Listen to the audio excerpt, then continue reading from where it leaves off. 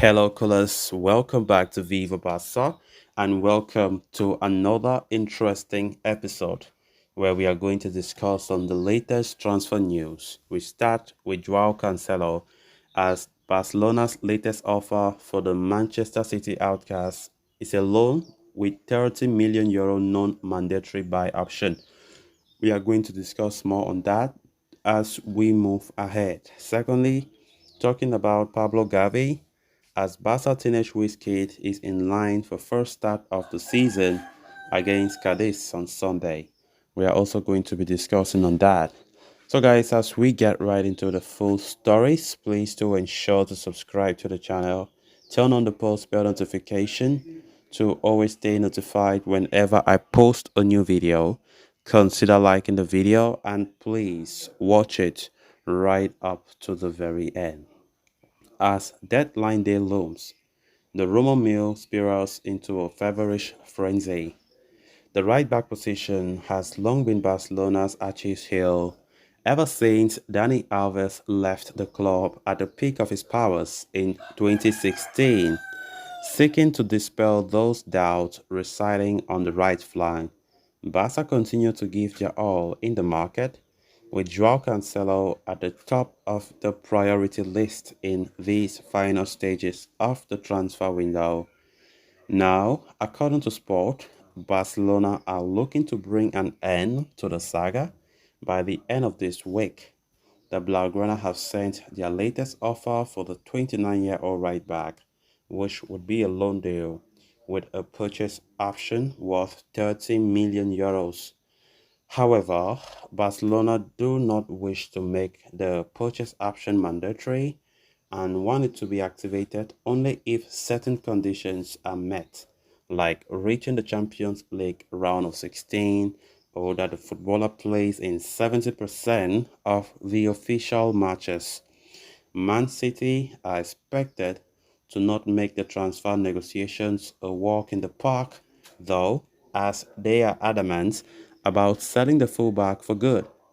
The English and European champions want to sell him outright this summer itself, but if they agree to a loan exit, they want the purchase clause to be a mandatory, which is now becoming sticking point in talks. As such, Cancelo's agent, George Mendes, is playing a significant role behind the scenes, with Barca banking on his ability to convince Manchester City to lower the demands and comply. Interestingly, the super agent also represents Bernardo Silva, and if the player's impending renewal is completed, City could give him some leeway in the case for Cancelo. For now, time is running out, and FC Barcelona are looking for one final push. Otherwise, alternatives are on the table, and the Catalans could decide to look in other directions if this saga prolongs itself any further. I hope it doesn't prolong itself.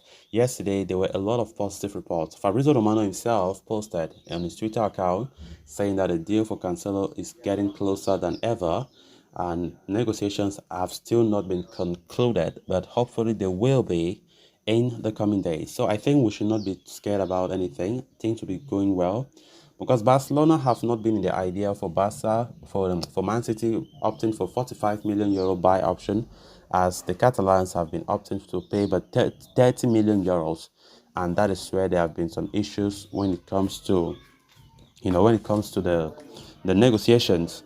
But despite the negotiations, things will go well. Things will go well. I believe that Barca and Manchester City will come to a conclusion, but we don't know when they will conclude. Of course, Joao Cancelo have been linked for a very long time. Xavi has been pushing for the player to come, being the first choice option to be the right back for Barca, of course. And I think that despite everything, Barca and Man City will reach a conclusion. Of course, we know that Joao Cancelo is not a player that Pep Guardiola still wants in his team. After there have been some back and forth between the manager and the player due to some issues regarding the player's behavior on and off the pitch. And we know Pep is that kind of no-nonsense man. When you come and behave as if you're stubborn, you have serious problem with him. you know. So Javi have been trying to pounce on that opportunity, knowing fully well that Joao Cancelo has no place in Pep Guardiola's team this season. Of course, trying to go for the player will be the best way possible. This is the best time because we're also linked with Bernardo Silva. We quite remember, but for Silva's case, there was no way because Silva is still a very key player at Manchester City, and of course, he's very close to renewing his contract according to Fabrizio Romano. So, for Silva's case, we can just beat that goodbye, despite being showing interest in him for 3 seasons in a row. So let's just see how the Joao Cancelo's operation goes. Then moving on to the next story of discussion.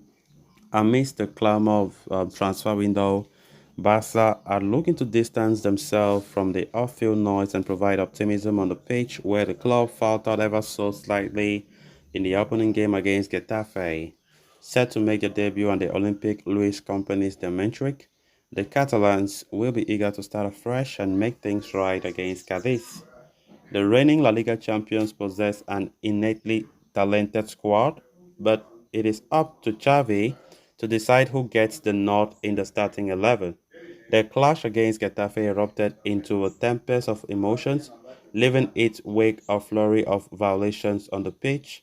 With cards handed out in abundance, Xavi and Rafinha were the two individuals to fall victim to the referee's authority as they were sent off. Now, according to Sport, Gavi, as a player who left an incredible mark in the past season, is expected to be relied upon in the upcoming encounter to make up for Rafinha's absence. So having played the previous match off the bench, the Spaniard is believed to start from the beginning and be positioned on the left wing, inverting centrally as a fourth midfielder. Gavi played this position often for Barca last season and had some admirable performances, particularly against Real Madrid in the Spanish Super Cup final. His intensity and nibble feet have mostly proven to provide positive results for Xavi, although he's more akin to a central midfielder.